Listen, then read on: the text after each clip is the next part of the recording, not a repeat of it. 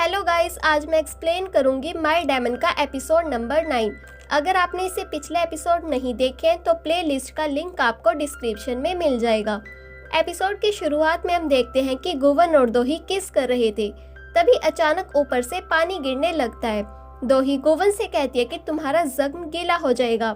जैसे ही दोही गोवन को यहाँ से ले जाने के लिए उसका हाथ पकड़ती है तो गोवन की पावर्स काम कर जाती है और वो पानी गिरना बंद हो जाता है। गोवन कहता है कि मेरी पावर्स वापस आ गई है। ये सुनकर दोही खुश हो जाती है और गोवन को हक कर लेती है। रात को हम गोवन और दोही को घर पर देखते हैं जहाँ ये दोनों किस कर रहे थे और फिर इंटीमेट होते हैं। नेक्स्ट डे गोवन दोही को देख रहा था जो कि सोई हुई थी, लेकिन जैसे ही दोही उठती है वो अपना मुंह अंदर छिपा लेती है। गोवन उसे पूछता है कि क्या हुआ। दोही उसे पूछती है कि तुम कब उठे। गोवन कहते हैं कि मैं बस अभी थोड़ी देर पहले। दोही कहती क्या मैं सोते हुए खराटे मार रही थी। गोवन कहते कि ऐसा नहीं है, चलो अब मुझे तुम्हारा फेस देखने दो। पर दोही कहती है कि मुझे शर्म आ रही है। गोवन कहता है कि मुझे भूख लगी है। दोही कहती है मुझे तो लगा था तुम्हें बस कॉफी की जरूरत होती है। गोवन कहते कि हाँ ये सच है, पर अब मैं ऑलमोस्ट इंसान बनता जा रहा हूँ। उसके बाद गोवन और दोही एक रेस्टोरेंट में आते हैं। दोही कहती है कि क्या आज तुमने ये पूरा रेस्टोरेंट नहीं बुक किया। गोवन कहता है कि अब मुझे इंसानों के बीच रहना अच्छा लगता है। गोवन यहाँ पर एक कपल सेट ऑर्डर करता है, लेकिन ये वेटर कहता है कि वो सिर्फ क्रिसमस वाले दिन ही बनाया जाता है। गोवन कहता है कि ऐसा क्यों, तुम्हें उसे रोज बनाना चाहिए। दोही कहती है कि कोई बात नहीं, हम क्रिसमस वाले दिन फिर से यहाँ आ जाएंगे। गोवन दोही से कहता है कि चलो कहीं और चलते हैं, पर दोही मना करती है और वो कुछ ऑर्डर करती है। यहीं पर हम उसी आदमी को भी देखते हैं जो पहले दोही के साथ डेट पर आया था। इसके साथ एक लड़की भी होती है। ये आदमी इस लड़की से कहता है कि एक कंपनी की सीईओ को मुझे देखकर पहली ही नजर में मुझसे प्यार हो गया था। वो मुझसे शादी करना चाहती थी, पर मैंने उसे रिजेक्ट कर दिया क्योंकि मैं अमीर घर में शादी नहीं करना चाहता। गोवन और दोही भी इसकी बातें सुन रहे थे। गोवन इस आदमी से कहते हैं कि क्या सच में। फिर ये आदमी इस लड़की के साथ यहाँ से जाने लगता है। गोवन दोही से कहता है कि मुझे अपना हाथ दो, मैं इसे सबक सिखाना चाहता हूँ। पर दोही कहती है कि रहने दो, वैसे भी मैंने ही इसे कहा था शादी के लिए। दोही कहती है कि आज कंपनी की एनिवर्सरी है और मैं आज काम पर नहीं जाऊंगी। थोड़ी देर बाद हम गोवन और दोही को बाहर गार्डन में देखते हैं। ये दोनों आइसक्रीम खा रहे थे। गोवन कहता है तुम्हें तो काम बहुत पसंद था। दोही कहती है कि हाँ, लेकिन अब मुझे एक डायमंड से प्यार हो गया है। तभी गोवन को बोग्यू की कॉल आती है। बोग्यू कहता है कि मैं आपके अपार्टमेंट के बाहर हूँ, प्लीज दरवाजा खोलो। पर गोवन कहता है कि मैं अभी घर पर नहीं हूँ। तभी दोही कहती है कि हम हान रिवर के पास है। गोवन कहते हैं कि हाँ, हम डेट पर आए हैं। फिर गोवन कॉल कट कर देता है। उसके बाद दोही और गोवन यहाँ खूब इंजॉय करते हैं। ये दोनों बहुत ही खुश थे। फिर गोवन दोही से कहता है कि मुझे इंसानों द्वारा बनाई गई चीजें बहुत पसंद है एज कम्पेयर टू भगवान की बनाई चीजों से। साथ ही हम ये भी देखते हैं कि कोई इनकी फोटोज ले रहा था। उसके बाद दोही और गोवन एक रेस्टोरेंट में आते हैं। ये महिला कहती है कि कस्टमर नंबर 82 आपका कपल ड्रिंक सेट रेडी है। गोवन इसे ले जाता है और थैंक यू बोलता है। ये महिला गोवन को बस देखती ही रह जाती है। उसके बाद गोवन और दोही ये ड्रिंक पीते हैं। तभी गोवन यहाँ पर एक कपल को बात करते हुए सुनता है। फिर गोवन दोही से कहते हैं कि अगर मैं तुम्हें बेब बुलाऊं और तुम मुझे हबी। दोही कहती है कि नहीं और वो हंसने लगती है। फिर हम देखते हैं कि कोई फिर से इनकी फोटोज ले रहा था और ये सुआन होती है। वो ये जानना चाहती है कि आखिर दोही के साथ चल क्या रहा है। वो इतनी आसानी से सारी वसीयत देने के लिए कैसे मान गई। फिर सुआन खुद से कहती है कि दोही मैं तुम्हारा सच सामने ला कर ही रहूंगी।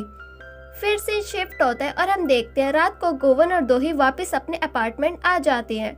तभी दोही को वही गाना सुनाई देता है जो कि उस किलर ने दोही को मारते वक्त चलाया था। दोही इस गाने को सुनकर थोड़ा परेशान हो जाती है। गोवन दोही से पूछता है कि क्या हुआ, पर दोही कहती है कि कुछ नहीं। उसके बाद दोही अपार्टमेंट के अंदर आकर एक सॉन्ग सुनती है, पर गोवन उसे चेंज कर देता है और वही किलर वाला सॉन्ग चला देता है। फिर वो दोही से कहते हैं कि चलो डांस करते हैं। उसके बाद ये दोनों डांस कर रहे थे। गोवन दोही से कहता है कि अब से ये हमारा सॉन्ग है। अगले सीन में हम सियोकमिन और दोग्योंग को देखते हैं, साथ में और आदमी भी होते हैं। एक आदमी सियोकमिन से कहता है कि नेक्स्ट वीक चेयरपर्सन के लिए एक मीटिंग होगी। अगर सब कुछ ठीक रहा तो आप ही चेयरपर्सन बनोगे। इस पर सियोकमिन कहते हैं कि मैंने तुम्हें पहले ही बहुत पैसे दे दिए हैं, अब सब कुछ ठीक ही होना चाहिए।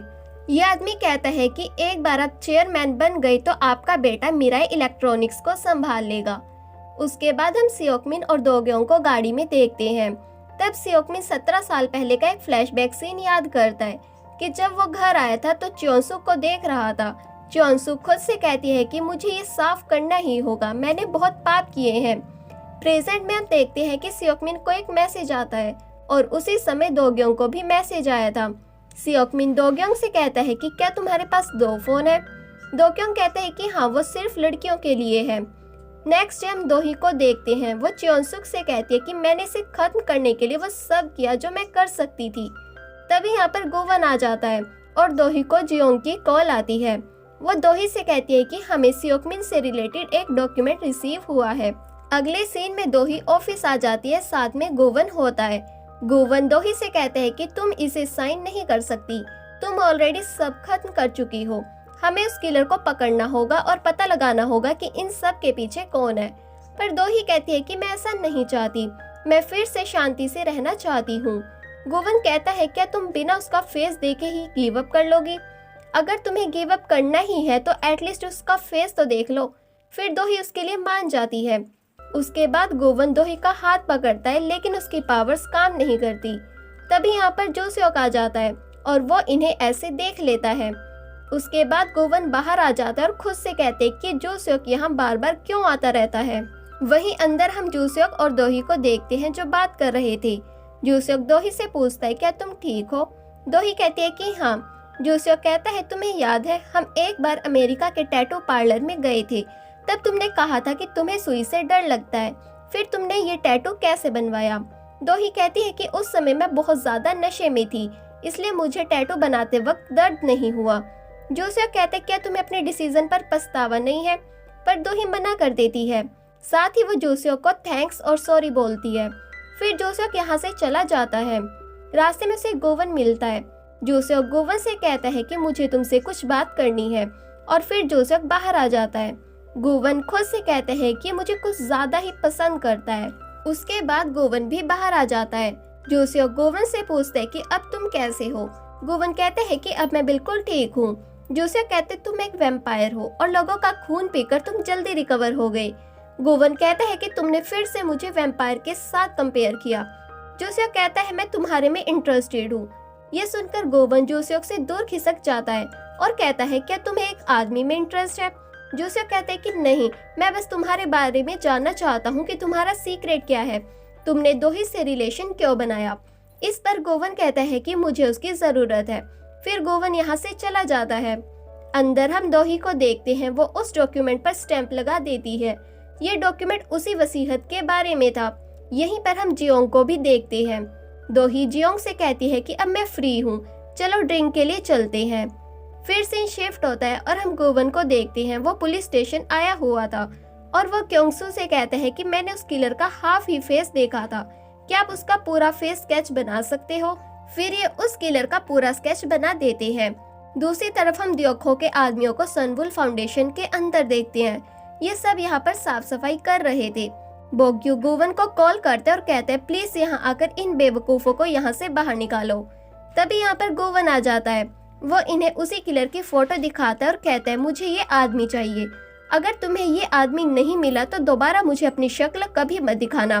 फिर ये सब यहाँ से चले जाते हैं। तभी यहाँ पर गायंग आती है। वो गोवन से कहती है कि मैंने तुमसे कहा था तुम्हें इंसान बनने की कोई जरूरत नहीं है, तुम बिल्कुल परफेक्ट हो क्योंकि तुम एक डेमन हो, तुम्हें दोही से गिव अप कर लेना चाहिए। गोवन कहता है कि मैं दोही से गिव अप नहीं कर सकता और तुम अपनी लाइन को क्रॉस मत करो। दूसरी तरफ हम दोही और जियोंग को देखते हैं जो दोनों ड्रिंक कर रहे थे। इन्होंने बहुत ज्यादा ड्रिंक कर ली थी। फिर दोही गोवन को कॉल करती और कहती है अभी तुम कहाँ हो? गोवन खुशी के मारे एकदम दोही के पास पहुंच जाता है, पर जब वो इन्हें ऐसे देखते हैं तो वो शॉक ही हो जाता है।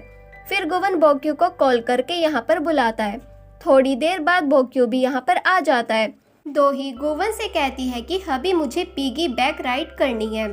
फिर गोवन उसे अपनी पीठ पर बिठाकर ले जाता है और उसके बाद गोवन दोही को घर ले आता है। दूसरी तरफ बोग्यू जियोंग को संभालते संभालते बहुत ही परेशान हो गया था। बोग्यू जियोंग से पूछता है कि मुझे बताओ कि तुम एग्जैक्टली कहाँ पर रहती हो। जियोंग कहती है कि तुम क्यों जानना चाहते हो। इस पर बोग्यू कहता है ताकि मैं तुम्हें तुम्हारे घर पर छोड़ सकूं। लेकिन जियोंग बोग्यू के नज़दीक आने की कोशिश करने लगती है। बोग्यू कहता है मैं बस गोवन के ऑर्डर्स को फॉलो कर रहा हूँ, उसने कहा मुझे तुम्हारे साथ फंसा दिया। फिर बोग्यू चांद की ओर देखता है और उसके बाद वो अपने फ़ोन में देखता है। तब उसे पता चलता है कि फुल मून को बस 2 ही दिन बचे हैं। लेकिन इन सब के चक्कर में बोग्यू जियोंग को नीचे गिरा देता है। फिर वो जियोंग को उठाता है। अगले सीन में हम दियोखो के आदमियों को देखते हैं जो उस किलर के बारे में पूछ रहे थे। दूसरी तरफ क्योंगसू ने भी उस किलर के बारे में पता कर लिया था। इस किलर का फेस उनके पुराने रिकॉर्ड से मैच हो जाता है और इसका नाम क्वांगचुल होता है। उसके बाद हम उसी किलर को देखते हैं जो थिएटर में आग लगाने ही वाला था। तभी किलर यहाँ पर उसी आदमी को देखता है और कहता है कि तुम बिल्कुल सही समय पर आए हो, मैं अभी यहाँ पर आग लगाने वाला हूँ। लेकिन तभी यह आदमी क्वांगचुल के पास आता है और उसकी गर्दन पर रस्सी लगाकर उसे मारने ही वाला था। लेकिन क्वांगचुल किसी तरह बच जाता है। साथ ही हम ये भी देखते हैं कि यह आदमी और कोई नहीं बल्कि सियोकमिन होता है। उसके बाद क्वांगचुल खुद को एक कमरे के अंदर बंद कर लेता है, पर सियोकमिन कमरे के बाहर पेट्रोल डालकर वहां पर आग लगा देता है। क्वांगचुल उसे दरवाज़ा खोलने के लिए कहता है, पर सियोकमिन सिर्फ हंसता रहता है और फिर यहाँ से चला जाता है। उसके बाद सियोकमिन घर आ जाता है और उसी फ्लैशबैक सीन को याद करता है कि मैंने किस तरह चियोंसू की दवाई बदली थी और उसे मार दिया था। नेक्स्ट डे हम दोही को देखते हैं। उसके सर में बहुत ही ज़्यादा दर्द हो रहा था। तभी यहाँ पर गुवन आता है। उसी समय दोही को क्योंगसू की कॉल आती है और गुवन को दियोखो के आदमी की। ये दोनों ही इन्हें बताते हैं कि हमने उस किलर को ढूंढ लिया है। उसका नाम क्वांगचुल है और उसने बहुत से मर्डर किए हैं। वो हमारी वांटेड लिस्ट में है। अगले सीन में हम देखते हैं कि पुलिस ऑफिसर थिएटर में पहुंच जाते हैं, लेकिन वो देखते हैं कि क्वांगचुल मर गया है और उसकी बॉडी में एक चाकू मारा हुआ है। अगले सीन में हम दोही और गुवन को पुलिस स्टेशन में देखते हैं। क्योंगसू दोही को उस किलर की फोटो दिखाता है। दोही पूछती है कि ये कैसे मरा। क्योंगसू कहता है कि जलने की वजह से इसकी मौत हुई है, लेकिन उसके बाद किसी ने इसकी बॉडी में ये चाकू घुसा दिया, मानो ये कोई मैसेज दे रहा हो। तब गोवन को याद आता है कि ये तो वही चाकू है जिससे उस किलर ने गोवन पर हमला किया था। जब गोवन और दोही यहाँ से जाने लगते हैं तभी यहाँ पर जूस्योक भी आ जाता है। गोवन दोही से कहता है कि मुझे कुछ चेक करने जाना है, तुम जूस्योक के साथ घर चली जाना। फिर गोवन यहाँ से चला जाता है।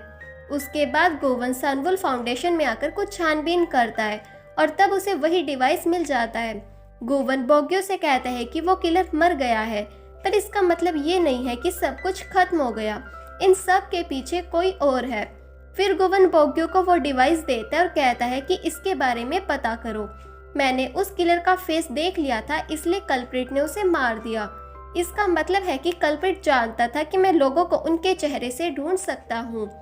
फिर से शिफ्ट होता है और हम गाड़ी में दोही और जूस्योक को देखते हैं। दोही कहती है कि मुझे लगता है अब ये लड़ाई खत्म हुई। जूस्योक कहते हैं क्या तुम्हें सच में ऐसा लगता है? फिर वो दोही से पूछते कि तुम्हें कैसे पता कि ये ही रियल कल्प्रिट है, क्योंकि तुमने तो उसका चेहरा भी नहीं देखा था। दोही कहती है कि गोवन ने उसका चेहरा देखा था जब उसने गोवन पर अटैक किया था। जूस्योक कहता है कि तुम्हें गोवन पर कितना विश्वास है। इस पर दोही कहती है कि तुम्हारा क्या मतलब है, तुम उस पर शक कर रहे हो? उसने हमेशा मुझे प्रोटेक्ट किया है। अब सब कुछ खत्म हो गया है तो अब इस बारे में बात करना बंद करो। अगले सीन में हम गोवन और बोग्यो को देखते हैं। गोवन कहता है कि हमें उस कल्प्रिट को ढूंढना होगा। इस पर बोग्यो कहता है कि वो चाकू आपके लिए वार्निंग है और वैसे भी कल फुल मून है, कल आपको आपकी पावर्स वापस मिल जाएगी, इसलिए तब तक आप इन सब से दूर रहो। तभी गोवन देखता है कि यहाँ रखी सभी घड़ियाँ रुक गई है। उसके बाद गोवन हॉस्पिटल जाता है योनसियो से मिलने, लेकिन नर्स बताती है कि वो ऑलरेडी डिस्चार्ज हो गई है। तभी हम देखते हैं कि योनसियो को फिर से हॉस्पिटल लाया जा रहा था और गोवन उसे देख लेता है। फिर गोवन सोचता है कि मेरी पावर्स पूरी तरह से चली गई और हम देखते हैं कि गोवन के सारे कॉन्ट्रैक्ट खुद ही चल रहे थे। ये देखकर गोवन बहुत ही डर जाता है।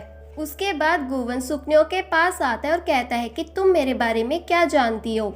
सुकन्यो कहती है कि मुझे लगा था कि तुम पूरी तरह से इंसान बन गए होंगे। उसके बाद सुकन्यो गुवन को एक जगह पर लेकर आती है जो कि बार जैसी लग रही थी। यहाँ सब लोग सुकन्यो को बहुत ही रिस्पेक्ट दे रहे थे क्योंकि वो सुकन्यो को होमलेस महिला नहीं बल्कि कोई और ही देख रहे थे। गुवन सुकन्यो से कहते हैं कि क्या बात करने के लिए ये जगह सही है, तो सुकन्यो चुटकी बजाती है और ये दोनों दूसरी जगह पर पहुंच जाते हैं। सुकन्यो ऐसा कई बार करती है। गुवन उसे देखकर शॉक हो जाता है। सुकन्यो कहती है कि मैं वो सब कर सकती हूँ जो तुम कर सकते हो क्योंकि तुम्हें पावर्स मैंने ही दी है। गुवन उसे पूछता है कि क्या तुम भगवान हो। सुकन्यो कहती है कि ये तो बस मेरा एक नाम है और कई लोग मुझे यूनिवर्स कहते हैं और कई लोग समय। पता है वो क्या कहते हैं कि भगवान हर जगह है और हर चीज़ में है। गुवन कहता है कि मुझे तुम पर विश्वास है, तुम मुझे मेरी पावर्स लौटा दो। और इसी के साथ ही एपिसोड यहीं पर ख़त्म हुआ। आपको ये वीडियो कैसी लगी कमेंट सेक्शन में ज़रूर बताएं।